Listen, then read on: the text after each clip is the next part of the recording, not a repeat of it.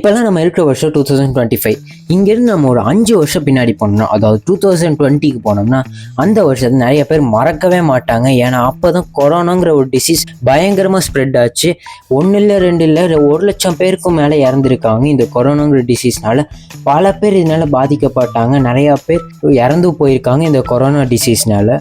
Spanish ஃப்ளூவோட பயங்கரமாக வந்த virus தான் இந்த கொரோனா வைரஸ். பல பேர் இதனால் பாதிக்கப்பட்டாங்க, பல பேர் இறந்து போயிருக்காங்க. இது வந்து ஒரு பெரிய அளவில் அஃபெக்ட் ஆகிருக்கு. இந்த கொரோனா வைரஸ் உலகம் ஃபுல்லாகவே இதனால் பாதிக்கப்பட்டாங்க. 1 இல்லை 2 இல்லை மொத்த உலகத்தில் இருக்கிற அத்தனை நாடு பாதிக்கப்பட்டாங்க. முக்கியமாக இந்தியா, சைனா, அமெரிக்கா, ஸ்பெயின் தான் அதிகமான பேர் இறந்து போயிருக்காங்க, அதிகமான பேர் பாதிக்கவும் பட்டிருக்காங்க. இந்த வைரஸ் வந்து 2 வருஷம் கழிச்சு தான் இதுக்கான மருந்தே கண்டுபிடிச்சிருக்காங்க. அந்த 2 வருஷம் வரைக்கும் ஊர் ஃபுல்லாக லாக்டவுன்லேயே தான் இருந்துச்சு. டைம் போகிறதே தெரியாது, வீட்லேயே தான் இருந்திருப்போம். 2 வருஷம் லாக்டவுன்லேயே போயிடுச்சு. இப்போ அந்த கோவிட் வந்து கிட்டத்தட்ட 5 வருஷம் ஆச்சு, எல்லாம் அந்த லாக்டவுன்லாம் மறந்துருக்கும். ஆனால் இப்போ புதுசாக சைனாவில் மறுபடியும் ஒரு வைரஸ் வந்துட்டுருக்கு. சைனாவில் பயங்கரமாக அந்த வைரஸ் ஸ்ப்ரெட் ஆகிட்டுருக்கு. அந்த வைரஸ் பேர் என்னென்னா HMPVன்னு சொல்கிறாங்க. இதுக்கு ஃபுல் ஃபார்ம் வேறு எதுவும் இல்லை, ஹியூமன் மெட்டா நியூமோ வைரஸுங்கிற ஒரு வைரஸ் தான் சைனாக்குள்ளே பல பேருக்கு இது ஸ்ப்ரெட் ஆகிட்டுருக்கு.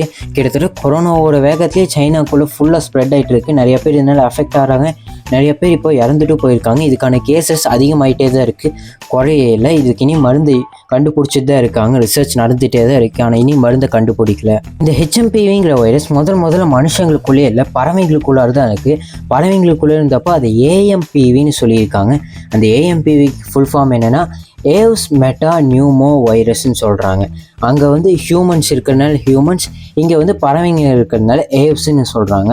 அதனால இது AMPVங்கிற வைரஸ் அந்த பறவைங்கள்லேருந்து தான் இது வந்து மனுஷங்களுக்கு ஸ்ப்ரெட் ஆகிருக்கு. எப்படி ஸ்ப்ரெட் ஆச்சுன்னு இப்போ வரைக்கும் சரியாக கண்டுபிடிக்கல. ஆனால் பறவைங்க கிட்ட இருந்தால் ஸ்ப்ரெட் ஆகிருக்குன்னு மட்டும் கண்டுபிடிச்சிருக்காங்க.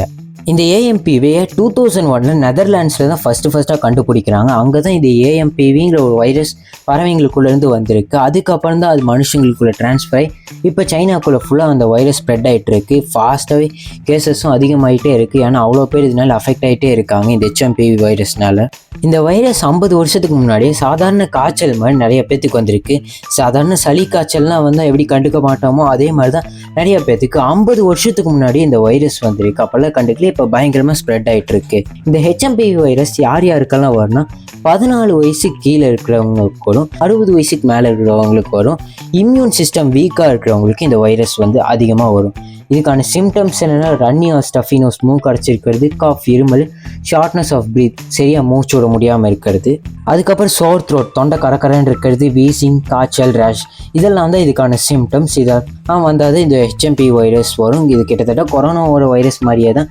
கொரோனா வைரஸ் வந்து எப்படி சோஷியல் டிஸ்டன்ஸ் மெயின்டைன் பண்ணுவோம், மாஸ்க் போடுவோமோ அதே மாதிரி தான் இந்த வைரஸ்க்கும் அதே சேஃப்டி மெஷர்ஸ் தான் எடுக்கணும். இந்த வைரஸ் ஸ்டார்டிங்கில் சாதாரண இருமலாக தான் வரும். ஆனால் அது போக சீரியஸாக மாறி இந்த பெரிய HMPV வைரஸாக மாறும். இது ரெஸ்பிரேட்டரியில் பாதிக்கிறதுனால லங்ஸை தான் இது மெயினாக பாதிக்கும்.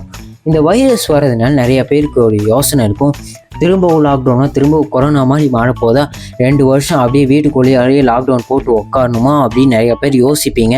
ஆனால் இது கொரோனா அளவுக்கு ஒரு சீரியஸான டிசீஸாக மாறுறதுக்கான சான்ஸ் எவ்வளோ இருக்குன்னா வெறும் 0%. இதை கேட்டவுடனே நிறைய பேர்த்துக்கு ஒரு பெரிய ஷாக்காக தான் இருக்கும். ஆமாம், ஏன்னா இது வந்து சைனாவில் தான் வந்திருக்கு, இப்போ வரைக்கும் இந்தியாவில் வரல.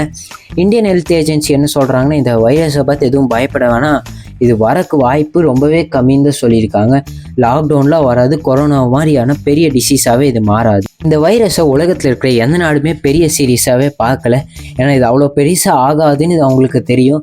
ஏன் இந்த வைரஸ் வந்து சைனாவே அவ்வளோ பெரிய டிசீஸாக இதை பார்க்கல, சாதாரண இருமல் மாதிரி தான் பார்த்துட்டு இருக்காங்க. என்னதான் அவ்வளோ பேர் கேசஸ்லாம் ஜாஸ்தியாகிட்டே இருந்தாலும் அவங்க சாதாரண டிசீஸ் தான், இதை க்யூர் பண்ணிடுவோன்னு தான் சொல்லியிருக்காங்க. ஆனால் இருந்தாலும் இது கொரோனா மாதிரி மாறிடுமா அப்படின்னு நிறைய பேர்த்துக்கு ஒரு பயம் இருக்குது. ஆனால் கொரோனா மாதிரி மாறுறதுக்கு இதுக்கான சான்ஸ் வந்து ஜஸ்ட் 0%. அதனால் இந்த வைரஸை பற்றி யாரும் அவ்வளோக்கா பயப்பட வேணாம்னு கவர்மெண்ட்டே சொல்லியிருக்காங்க. ஆனாலும் இந்த வைரஸ் வந்தால் நிறைய பேர் இது கூடயே வாழ்ந்து பழகிடலாம் அப்படின்னு தான் நிறைய பேர் யோசிப்பாங்க. வந்தால் வரட்டும், என் வேலையை நான் பார்ப்பேன் தான் நிறைய பேர் யோசிப்பாங்க. ஆனால் அதான் கரெக்டான மைண்ட் செட். இனி வந்தாலும் என்ன, வரலனாலும் என்னன்னு நம்ம பாட்டுக்கு நம்ம வேலையை பார்க்கணும். இந்த வீடியோ எவ்வளோ நேரம் பார்த்துருந்தீங்கன்னா லைக் பண்ணுங்கள், ஷேர் பண்ணுங்கள், கமெண்ட் பண்ணுங்கள். அதை கூட முக்கியமாக சப்ஸ்கிரைப் பண்ணிவிட்டு அந்த பெல் ஐக்கானை கிளிக் பண்ணிக்கோங்க.